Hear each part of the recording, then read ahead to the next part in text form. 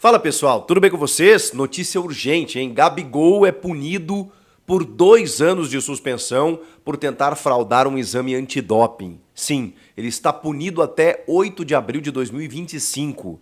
Ué, mas não são 2 anos, Chico? Eu vou te explicar tintim por tintim e dos efeitos práticos disso dentro do campo, especialmente. Chega mais, eu sou o Chico Garcia, inscreva-se no canal e vamos juntos. Sim, Gabigol suspenso por 2 anos, mas podendo jogar a partir de 2025. Como assim o jogador camisa 10 do Flamengo não vai jogar até o ano que vem? Então, gente, a questão é o seguinte, o Gabigol, ele foi punido pelo Tribunal de Justiça Antidopagem por 2 anos de suspensão, por, segundo o tribunal, tentar fraudar um exame antidoping. Isso aconteceu no dia 8 de abril de 2023. Só que o curioso nessa história toda é que, exatamente porque o Tribunal Antidopagem, ele não é um STJD, que envolve apenas casos do futebol, ou como tem os tribunais de outras modalidades. O Tribunal de Antidopagem aqui do Brasil, ele reúne todas as modalidades esportivas. Então, muitas vezes, né, a nossa justiça, que já é morosa, né, já é demorada em vários aspectos, nesse caso, ela também enfrenta os seus processos. O Gabigol acabou sendo denunciado por isso, segundo os oficiais de coleta do exame antidoping, lá em abril, ele foi denunciado em dezembro, agora, no finalzinho do mês de dezembro. E aí aconteceu, né, todo o processo até chegar num julgamento. O julgamento, então, que definiu a punição de 2 anos do Gabigol.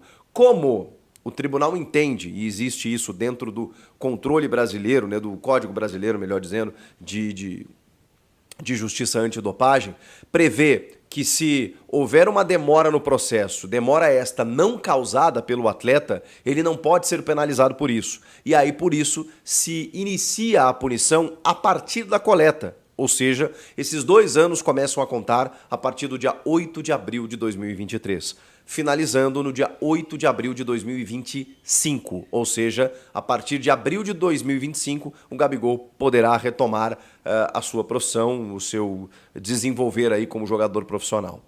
Ainda cabe recurso e a partir de agora o jogador e o Flamengo, que está dando todo o apoio jurídico ao atleta, né, pela nota que o Flamengo acabou de emitir, dizendo que vai dar todo o suporte para ele, a gente ainda não sabe os meandros dessa história no seguinte sentido: o Gabigol tem contrato até o fim de 2024 com o Flamengo e ainda não renovou com o clube carioca.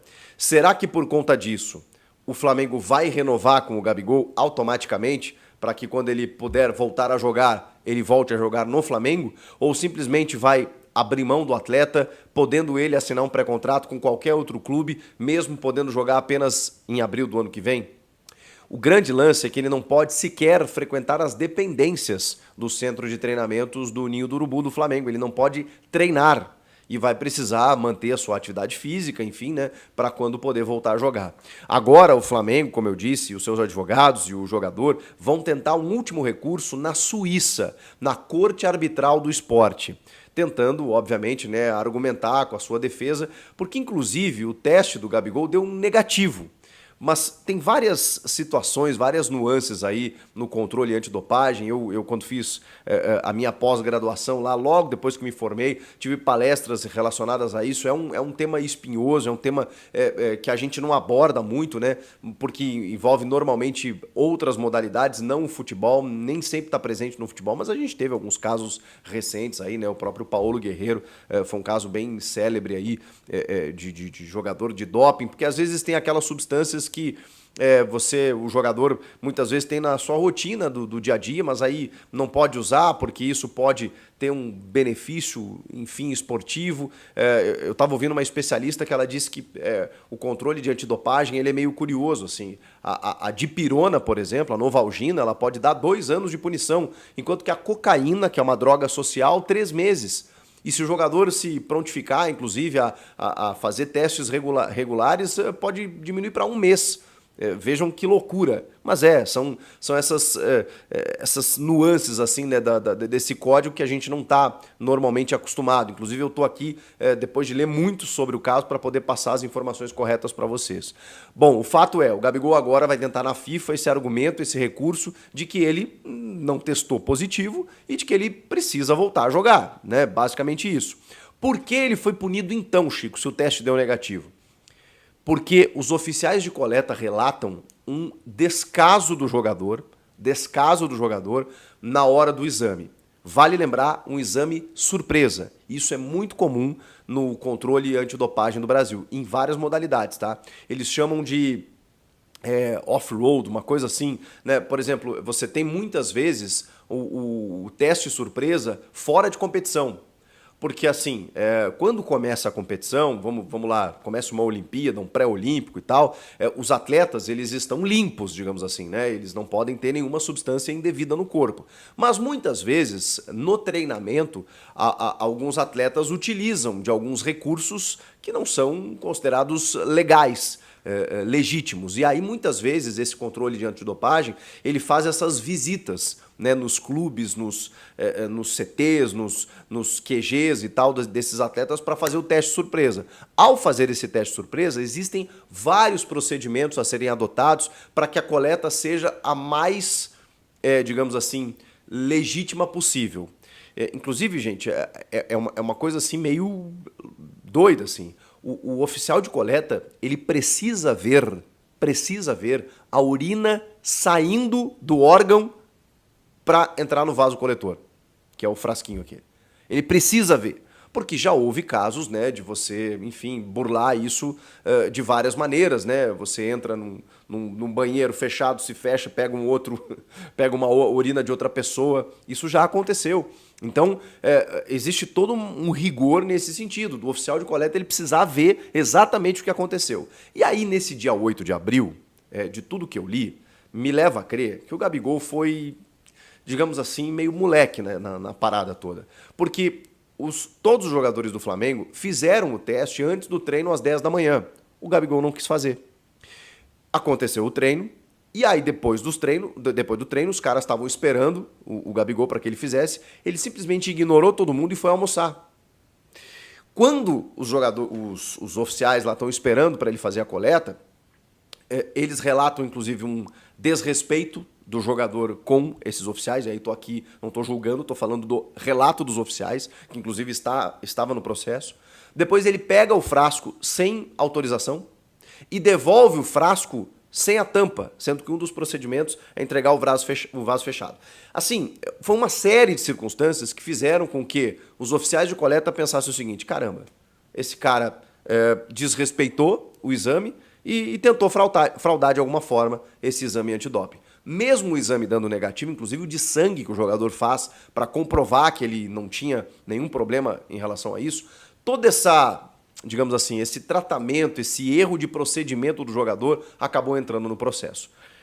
Aí assim, agora eu vou fazer a minha leitura do caso. É óbvio que por uma, digamos, intransigência ou por uma rebeldia do jogador, é óbvio que eu não vou imaginar que o correto seria 2 anos de punição para o jogador ficar sem poder treinar e jogar por conta disso. Ainda mais que o exame deu negativo.